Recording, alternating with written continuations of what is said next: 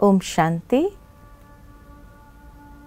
आज के इस मेडिटेशन के सत्र में हम और एक विशेष बात को देखेंगे जो मन को बहुत प्रभावित करती है, और वो है मनुष्य का आहार। कहा जाता है जैसा अन्न वैसा मन। अन्न का प्रभाव मन के ऊपर बहुत है, और इसीलिए जो व्यक्ति अपने मन को ध्यान योग में लगाना चाहता है, ध्यान योग के पिपासु है, चात्रक है, अवश्य उसको अपने भोजन को सात्विक बनाना ही होगा, क्योंकि तब मेहनत कम लगेगी। तामसिक अशुद्ध भोजन खाने के बाद मनुष्य अगर चाहे कि मन को मैं एकाग्र करूं, बहुत मुश्किल है। तो इसीलिए आहार का एक बहुत बड़ा रोल है मेडिटेशन के लिए। जितना मनुष्य सात्विक शुद्ध भोजन का आहार स्वीकार करता है, तो वो वाइब्रेशंस उसके मन को भी प्रभावित करता है और मन भी बहुत निर्मल होने लगता है। जितना मनुष्य का भोजन तामसिक अशुद्ध होता है, दुर्गंध वाला होता है, उतना ही मन आलस्य, निद्रा, प्रमाद उसी में ज्यादा लिप्त रहना चाहता है। जिस तरह अन्न का प्रभाव मन के ऊपर है, वैसे ही जिन विचारों से भोजन को पकाया जाता है, वो वाइब्रेशंस भी अन्न के ऊपर बहुत बड़ा प्रभाव डालता है। और इसीलिए जब व्यक्ति अगर बहुत ज्यादा गुस्से में, ईर्ष्या में, द्वेष में, अगर वो उन वाइब्रेशंस, उन विचारों के साथ नकारात्मक मनोवृत्ति के आधार से भोजन पकाता है, तो नेचुरल है वो वाइब्रेशंस जो भोजन के अंदर जाते हैं, खाने वाले के मन के ऊपर भी वही प्रभाव आप देख सकते हैं, महसूस कर सकते हैं। उसके लिए शास्त्रों में अनेक कथाएं भी दृष्टांत के रूप में दी गई है कि कैसे अन्न का प्रभाव मन के ऊपर और मन का प्रभाव अन्न के ऊपर पड़ता है। दोनों एक दूसरे के पूरक है। आज दुनिया के अंदर विज्ञान ने भी यह रिसर्च किया है कि आज जो लोग डिप्रेशन के शिकार बनते जा रहे हैं इतने अधिक मात्रा में, उसका एक कारण कहीं ना कहीं अशुद्ध भोजन भी है। कैसे? तो आप सभी ने शायद सुना होगा कि यूरोप में एक बीमारी निकली थी जिसको नाम दिया गया था मैड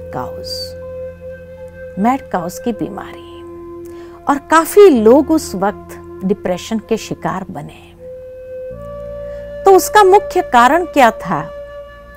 तो कहा जाता है कि वो लोग गाय के मांस को खाते थे, बीफ जिसको कहा जाए।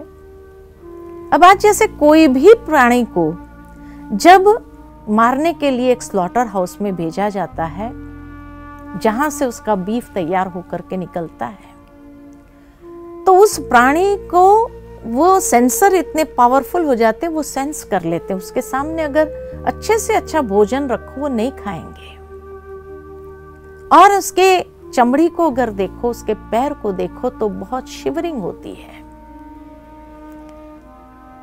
कहने का भावार्थ ये है कि जैसे आज विज्ञान भी ये कहता है कि मनुष्य जैसा सोचता है, अगर मान लो कि वो स्ट्रेस में होता है और बहुत ज्यादा स्ट्रेस में होने के कारण एक नकारात्मक विचार धारा उसकी चलने लगती है, तो उस समय उसके ब्रेन से ऐसे केमिकल रिलीज होते हैं जो केमिकल सारे शरीर के अंदर, ब्लड के अंदर वो चला जाता है, समाहित हो जाता है।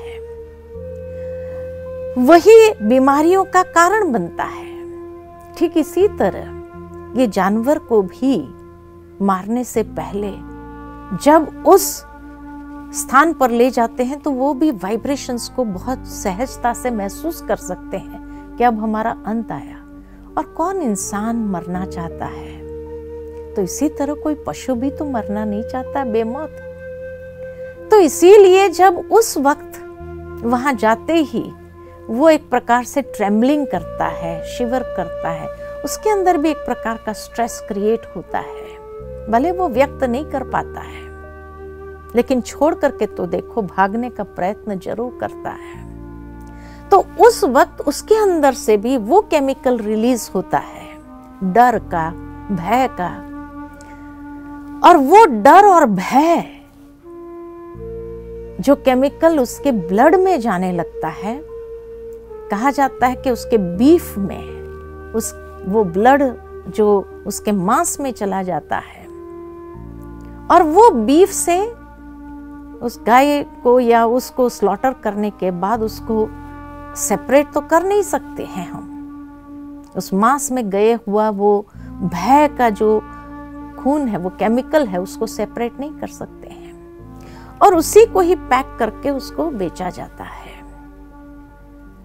अब जब वो व्यक्ति स्वीकार करता है तो नेचुरल है कि वो उसके ब्लड में जाकर के मिक्स होता है, और इसीलिए उसके अंदर भी वो भय को उत्पन्न करता है। डिप्रेशन का पहला कारण डर, भय, और इसीलिए जितना ये भय उसके अंदर बढ़ता जाता है और उसके विचार नकारात्मक होते जाते हैं, उतना ही ये डिप्रेशन का शिकार बनता ही है।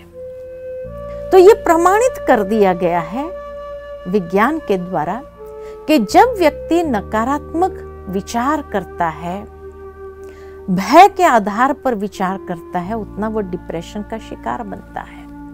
तो जितना उसका भोजन अशुद्ध होता है, ईश्वर ने इस संसार में बहुत कुछ दिया है भोजन करने के लिए, तो फिर ये अशुद्ध भोजन हम क्यों स्वीकार करें, जिसको तामसिक दुर्गंध वाला भोजन कहा जाता है।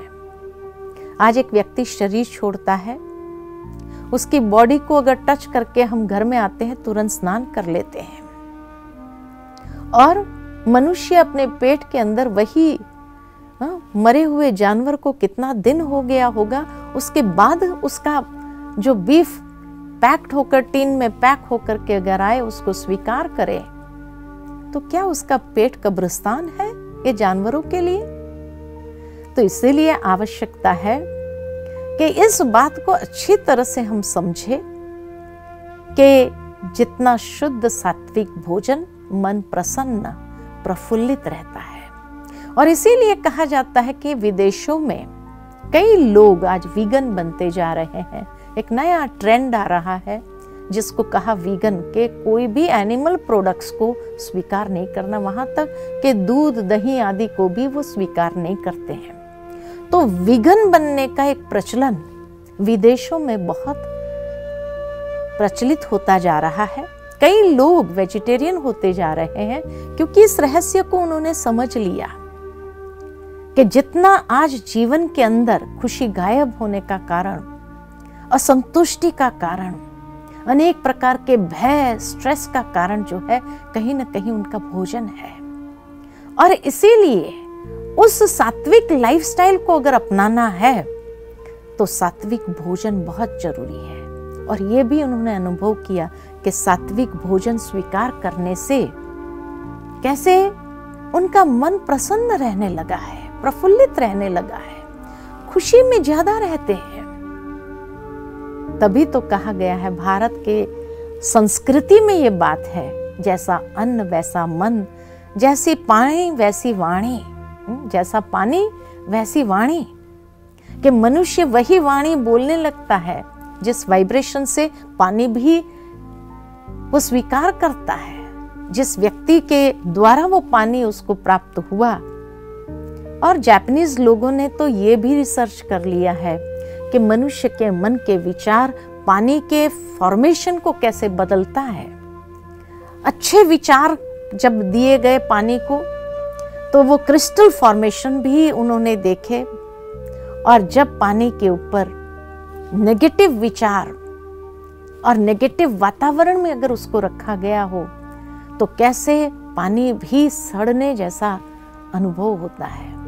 इसीलिए कहा, जैसा पानी वैसी वाणी, जैसा अन्न वैसा मन।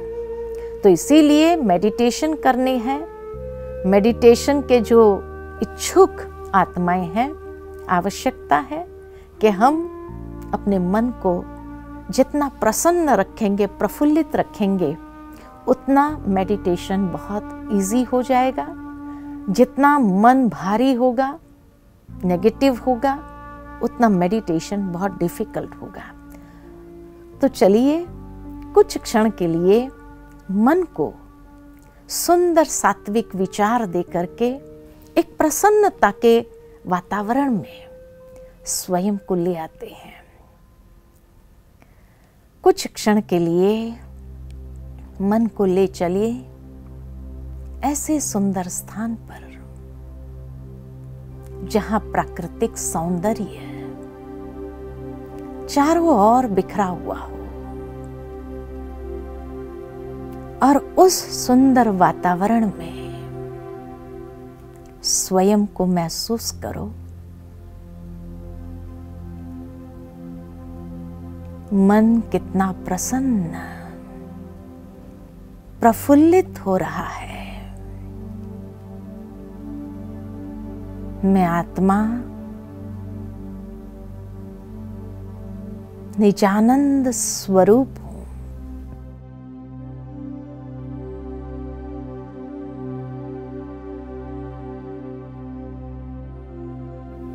और जब प्रकृति के सुंदर वातावरण में स्वयं को महसूस करती हूं तो आत्मा आनंद का अनुभव करती है। चारों ओर आनंद के प्रकंपन को महसूस करते हैं।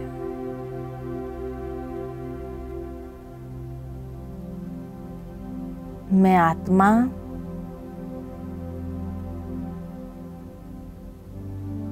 इस प्रसन्नता में, आनंद की अनुभूति में स्वयं में बहुत हल्का महसूस करती हूं।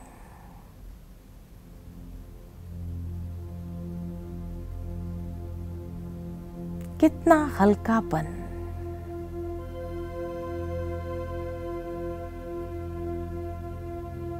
महसूस हो रहा है।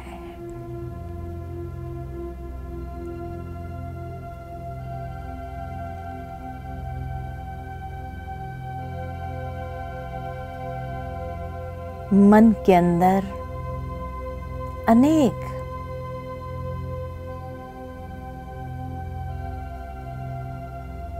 सद्गुणों के कारण शुद्ध प्रकंपन चारों ओर फैलते जा रहे हैं, और मैं आत्मा हल्कापन का अनुभव कर रही हूं।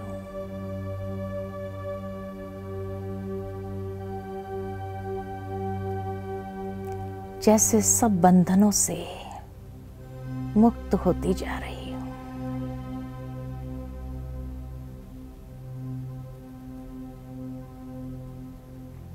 ओम